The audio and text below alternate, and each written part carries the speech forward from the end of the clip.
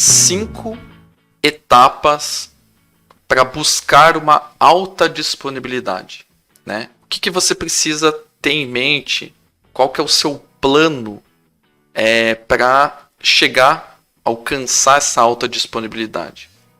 Será que é só colocar mais um servidor, que nem eu falei? O que eu preciso me preocupar? Será que tem um mapa mental das coisas, né? um step ali do que eu preciso me preocupar, né? Então aqui eu listei essas 5 etapas, né? Desde o planejamento, etc., até chegar na parte técnica de código, enfim. Tá? Primeiro item aqui que eu listei, tá, pessoal? Primeiro step, vamos dizer assim, para você avaliar, chegar, buscar uma alta disponibilidade. Primeiro é a análise de riscos. Como que você vai saber se você, vamos dizer assim, como que você vai saber se seu sistema precisa ou como que ele vai atingir a alta disponibilidade se você não sabe quais os problemas que podem acontecer? Quais os riscos que você está tomando que você não levou em conta, que você nem sabe às vezes, que precisa de uma consultoria, né? Ou de um profissional que manje. Então, quais os riscos você está correndo? Eu já falei muitos deles na introdução, tá? Então, não é só código, não é só servidor, é infra de tudo. O que pode acontecer? Pode ser falha de hardware, pode ser falha de refrigeração do ambiente, pode ser rede, pode ser, vamos dizer assim, se estiver até na cloud, na nuvem, pode ser a infra de data center, de uma região toda ali do data center acontecer alguma coisa. Pode ser a própria região que está com problema, como eu dei o exemplo da falta de energia elétrica, falta de internet na região inteira, enfim.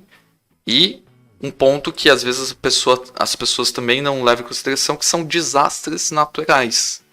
Choveu muito, deu um deslizamento, sei lá, se está num prédio ali ou está numa sala comercial onde tem o seu data center que está perto de uma encosta, o que pode acontecer? Choveu muito, alagou tudo, né? Você está prevenido, está num local longe de alagamentos, um desastre natural desse tipo, né? Ou também desastres provocados, por exemplo, por má manutenção, etc., né? Tipo incêndios, enfim, né? Depredação até por parte de alguma pessoa que tem acesso ao teu data center. Então, como que está a sua segurança física, né? Ter pessoas que guardem a sala do data center, quem que pode entrar lá, quem que pode mexer lá. Então, vai muito além de simplesmente colocar mais hardware para ser mais disponível, né? Ter uma alta disponibilidade. Então, é importante refletir o que pode dar errado, análise de riscos, para aí você começar a fazer. Claro que você não vai implementar tudo de uma vez. Se você for uma Big Tech, provavelmente você consiga fazer isso. Mas empresas ali médio, grande porte, né, que estão caminhando para a alta disponibilidade, precisam começar a parar e pensar quais são os riscos que podem tornar o seu sistema indisponível. E vão muito além do técnico ali, né? Pode estar na região, pode estar desastres naturais, etc. Então é importante abrir a mente para isso, beleza? Segunda etapa, definição dos objetivos. Tá? Então eu analisei os riscos, eu sei o que pode acontecer. Agora, qual que é o meu objetivo? Até onde eu quero chegar na minha maturidade ali, na minha busca por alta disponibilidade, né? Então é necessário fazer uma avaliação do que faz sentido para o seu negócio, né? O quanto que o teu nicho, por exemplo, do nicho do teu sistema, necessita ter um software disponível. Como eu comentei, é um software que roda 24/7, é um sistema que roda só no horário comercial, já começa a ter indícios do quanto você precisa estar disponível. Porque não adianta de nada você, sei lá, o teu software roda em horário comercial, depois não tem uso, por alguma limitação do teu nicho mesmo. Não tem por que você buscar 100% de disponibilidade 24/7.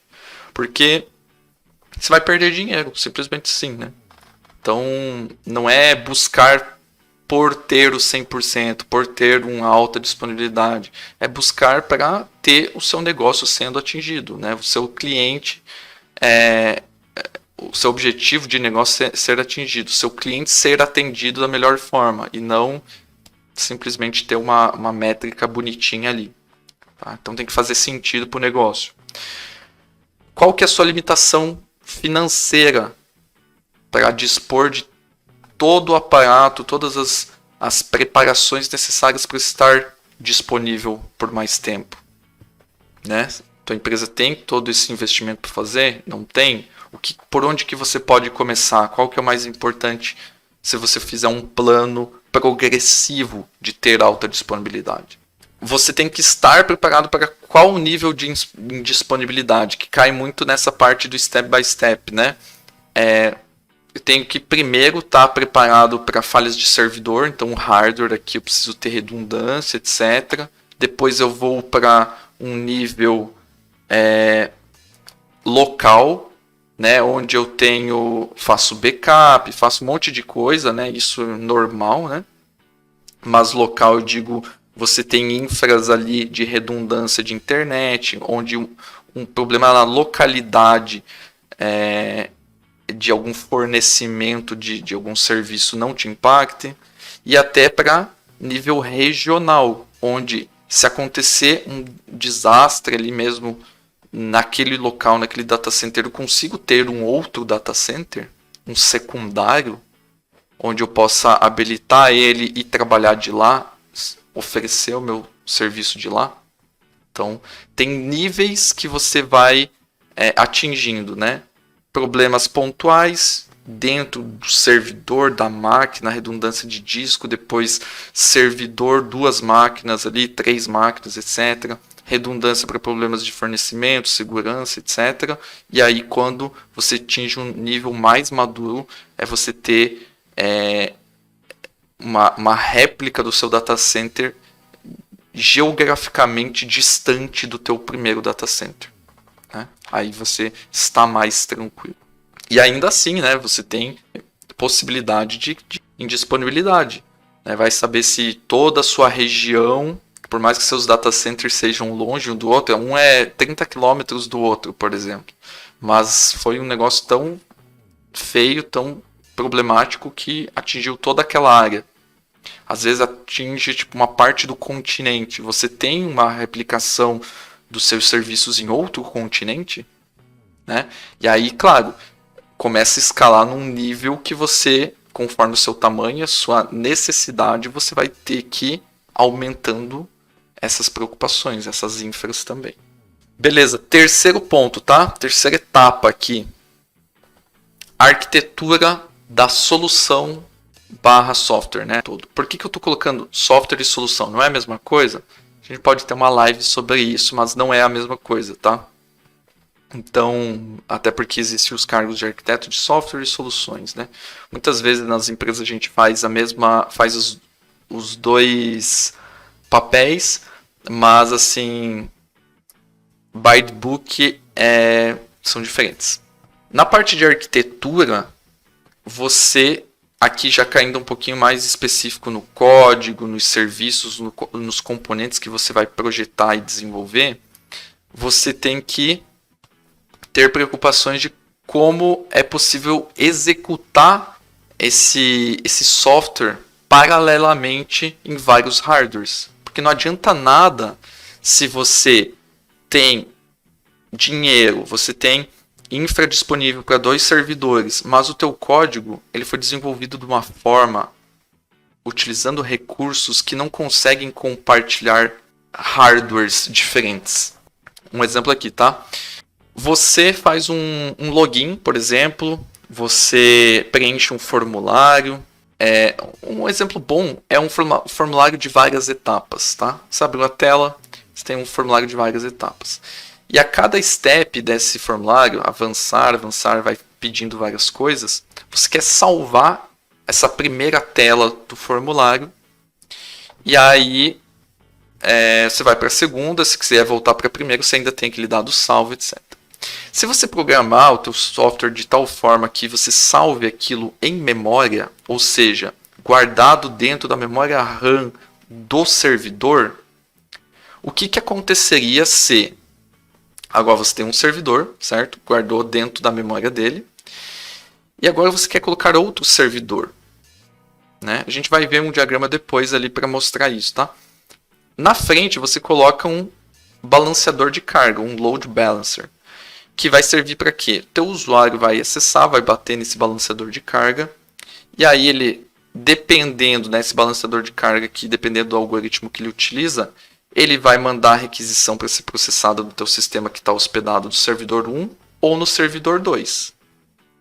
Só que se você programou ali aquela tela para salvar na memória, o que acontece se no step 1 pegar o servidor 1, salvou a primeira tela do formulário na memória do servidor 1. Mas quando você foi para a tela 2, né, ou foi e voltou, são requisições diferentes, dependendo como você programou, etc. ali, né? E aí, a segunda requisição pode ter ido pelo algoritmo para o servidor 2. Só que aí deveria mostrar na tela o que estava salvo naquela primeira tela do formulário. Só que como ele foi no servidor 2 e você salvou em memória física, né, na memória RAM, que não é compartilhada entre os dois servidores, você não tem mais aquela informação. Vai dar ideia para o usuário do que? Perdi a informação. Apagou, se o sistema é ruim, não funciona, enfim. E aí ele vai e volta depois, vai e volta várias vezes, e depois ele pega de novo aquele servidor 1 que tem os dados. Daí os dados magicamente reaparecem. Então parece que é bugado, mas na verdade é porque você não se preocupou em fazer, em programar de uma forma que o seu sistema rode paralelamente vários hardwares. Então, no caso, você deveria salvar onde esse dado? Não na memória RAM. Teria que ter um recurso compartilhado onde os dois servidores conseguem enxergar esse dado que foi persistido nessa primeira tela do formulário. Banco de dados, o principal da aplicação, ou um banco de dados de cache, enfim, um recurso compartilhado. Então, se você é do ASP.NET e usa Session, né, que ele guarda consequentemente em memória, saiba que o seu sistema não vai rodar de maneira satisfatória em mais de um hardware, tá? Paralelamente. Então, são esses. Esse é só um exemplo, né, do quanto que a arquitetura ali faz diferença na escolha de como programar, e às vezes quando o software começa a aumentar, isso é utilizado em 1000 telas, e daí como que você vai refatorar tudo isso? Tá? Então tem sérios problemas depois com essa questão. Beleza? Entre outras partes. Isso aqui falando mais de arquitetura de software, né? Como que você escreve o software em si, com quais padrões, como que você pensa. E aí a gente vai para a arquitetura de solução, que é um nível um pouco mais macro, e é como você projeta a sua solução para ela funcionar em alta disponibilidade, né? Comentei do load balancer, né? Quem que determinou que vai ter um load balancer, vai ter quantos servidores, vai ter um recurso compartilhado de cache, que é um outro componente? É o arquiteto de soluções. Ele desenha a solução como um todo, né? Vai rodar num cluster, etc. Qual que vai ser as estratégias de alta disponibilidade? Vai ser um cluster, vai ter vários servidores, vai ter redundância disso, daquilo, vai ter uma estratégia de disaster recovery também, que a gente vai abordar mais para frente na live.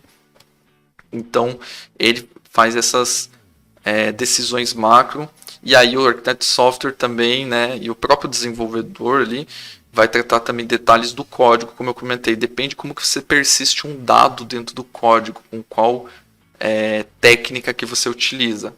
Então, todos esses detalhes são importantes, solução e software estarem alinhados para vislumbrar uma possibilidade de ter uma alta disponibilidade na sua aplicação. Quarta etapa, você só vai saber se você é disponível ou altamente disponível, né? Você tem alta disponibilidade se você tiver monitoramento, né? Então, você só consegue comprovar ou pelo menos até saber disso se você minimamente monitora. Porque se você não tiver isso, você vai depender de pessoas olhando, pessoas reclamando, e quando você estiver olhando, tá de pé, o seu sistema está funcionando, altamente disponível, tá funcionando, né? Dá aquela falsa impressão. Se você não tem um monitoramento ao longo do tempo, você não sabe se ele está realmente funcionando ou não. Então, o que você pode fazer? Tem ferramentas aí, desde a parte de infra para monitorar, então os Zabbix da vida. Aí, se a gente for para ambientes de cluster, você tem soluções proprietárias de ambientes de montar cluster também. Você tem N ferramentas para monitorar, né? A parte de infra em si. Mas não só infra, não só máquina, não só CPU, não só memória, não só rede. Você tem o monitoramento da sua própria aplicação. Será que ela está de pé? Será que ela está de pé e saudável? Será que ela está de pé e os componentes que ela utiliza estão no ar também? Então você pode ter health checks, né? Que são, vamos dizer assim, check-ups de saúde da sua aplicação para saber se, além da API que você tem lá que está de pé, o banco de dados que essa API utiliza está de pé também, né? Então você vai tendo níveis de monitoramento que você consegue agrupar em dashboards, usa um Grafana, usa outras ferramentas aí para exibir isso e monitorar, disparando alertas e tudo mais, né? Então, monitoramento. Quinta e última etapa aqui, não quer dizer que são todas as etapas que eu estou trazendo aqui, são 5 que eu elenquei como importantes, tá? Mas a quinta você se preocupou em fazer análise de risco, você se preocupou em definir seus objetivos, tem cache para bancar até que parte da infra e das preocupações que você tem que ter com disponibilidade. Investiu em arquitetura de software e soluções, está monitorando o ambiente e o software em si. Agora você precisa fazer o quê? Teste. Né? Você precisa ter testes de disponibilidade, você precisa se colocar à prova para saber se o que você planejou, desenvolveu, implantou, realmente está sendo efetivo. Tá? Então, é bom sim você ter testes periódicos aí de disponibilidade, em vários níveis, né? Em várias etapas aí do desenvolvimento, quando está realmente ali codando e tal, você tem alguns tipos de teste que você pode fazer no ambiente, você consegue testar em QA, né? Para o pessoal que vai pegar e faz muito tipo de teste de integração entre componentes, consegue assegurar disponibilidade na comunicação, na integração entre esses componentes, homologação antes, né? Aquele pré-prod. Você tem um ambiente ali que você fica testando também, tentando. Tem 2 servidores, desliga um servidor de homolog para ver se mantém em pé, tira um recurso, tira outro para ver se funciona. E você chega até o nível do pessoal testar isso em prod. Tá? Então você chega a um nível do pessoal se colocar à prova em produção. Tem um termo bem legal que é o Chaos ou Chaos Engineering, né? Onde você faz uma série de coisas, às vezes seguindo o script, às vezes aleatória, para que você teste a disponibilidade do seu ambiente, da sua aplicação. Então desliga um servidor, tira algo da tomada, desliga não sei o que, etc. Para você se provar, fazer um teste realmente para ver se sua aplicação realmente é disponível ou altamente disponível. Então, essas foram 5 etapas, não todas, mas 5 que eu trouxe aqui para você conseguir ir em busca da alta disponibilidade, né? Desde a análise de risco até os testes frequentes para realmente ver se o que você planejou está funcionando ou não.